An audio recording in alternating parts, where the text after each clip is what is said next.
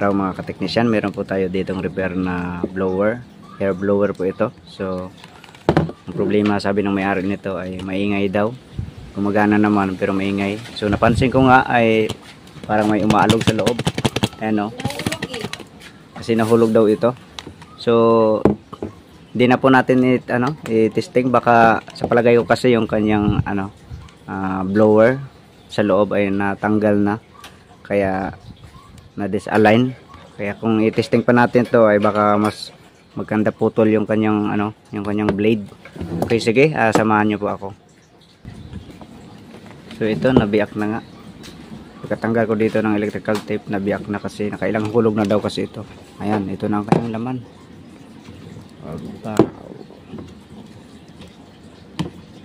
Ayan o, nabali na yung pinakapitan ng screw, bali 2 piraso.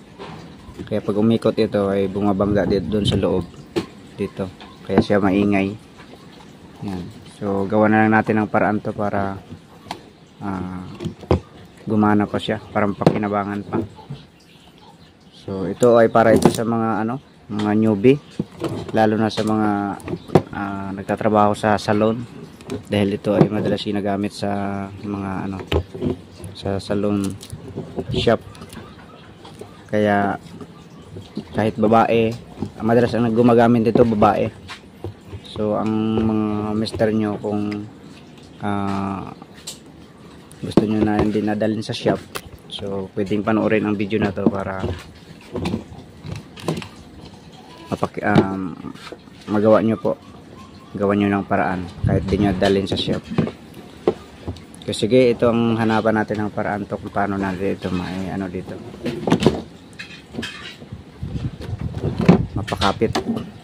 Ayan o, as in putol talaga.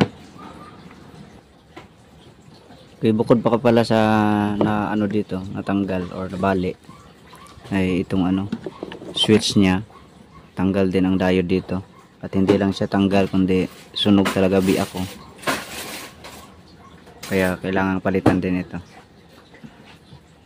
Sa yata to, sa heater. Nasa heater. Nasa heater nga ang connection. So pag i-switch po ito ay DC muna ang magiging supply, saka pag high and low, 1 and 2 pala nakalagay. Kaya pag number 1 ay DC muna ang supply, so dadaan siya ng diode. Tapos pag naka number 2 ay nakarekta na siya. Ayan. So hindi lang pala ito ang problema, kundi itong number 1 ay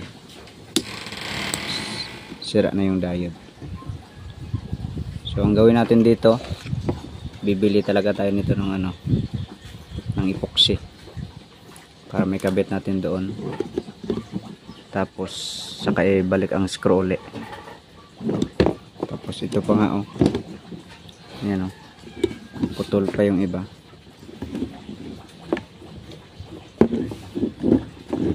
Ito, kaya kailangan itong ibalik din dito. Kaya kailangan talaga natin ng epoxy. Okay, bilihan natin ito ng epoxy.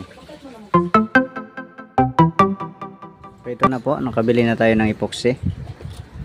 Ayan, so ang nabili po natin ay epoxy steel. Medyo madali po itong matayo kaysa sa Dibcon. So ito yung ating in-epoxy, yung kanyang mga kinakapitan ng screw. 1, 2, 3, 4. Ayan, so 4 na piraso yung tanggalan ng pagkahulog. Okay, sige, pamilyar natin ang parts. Pamilyar po natin ang parts nito. Okay, sandali lang, hihinang ko muna ito. Hihinang ko muna ito, yung pinalitan ng diode. So ito, may natira pang epoxy. Okay, pamilyar natin ang parts nito. Okay, so mula sa kanyang cord ito, so papunta yun dito. Tapos dadaan siya ng mga switch. Ayan. So itong na to, itong pula ang sa heater na switch.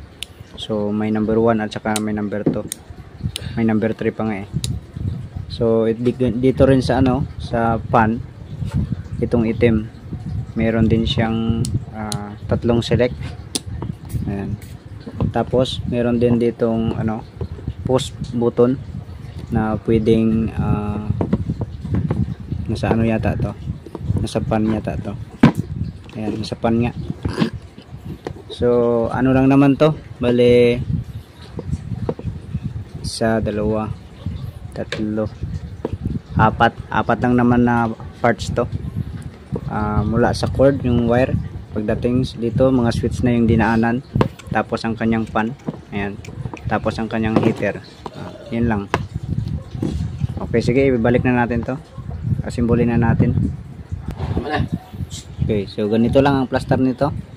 Ayan, doon sa heater sa loob na una, tapos yung pan, tapos dito lang naman ang mga switch sa ilalim sa hawakan sa handle nya.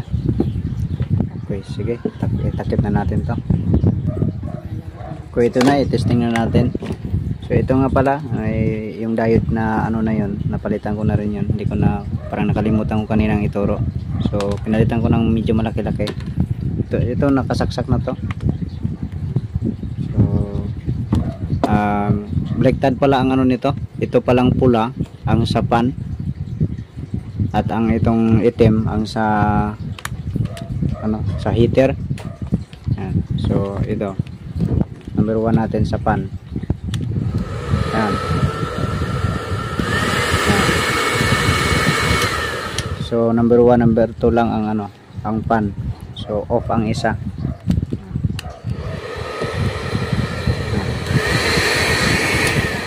May ilaw pa siya sa loob.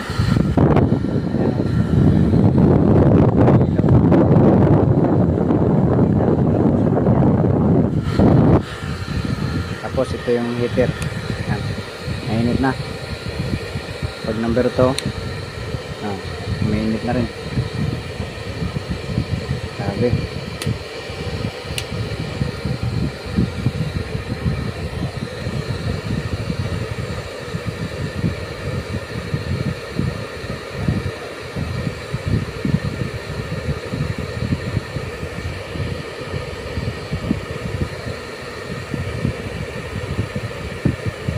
So ito palang ano na to, pula na push button ay sa heater siya. Ayan o, umiinit pag pinindot. So ito na lang yung problema sa taas, medyo ano pa, pero epoxy na lang yan, konting epoxy. Ay baka mahulog na naman ay. Okay, sige, sana po ay may natutunan po tayo.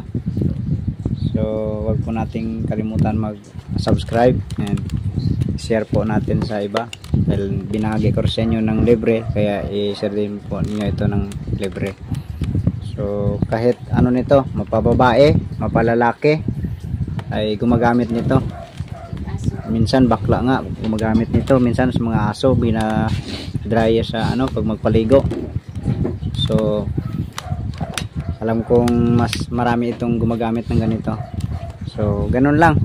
So ganun lang yung parts nun. Heater, blower at saka mga switch lang. Saka yung mga diode, yun, dalawa lang man yun. Sa high and low yun yung mga diode na yun ang purpose. Okay, sige, God bless po sa inyong lahat.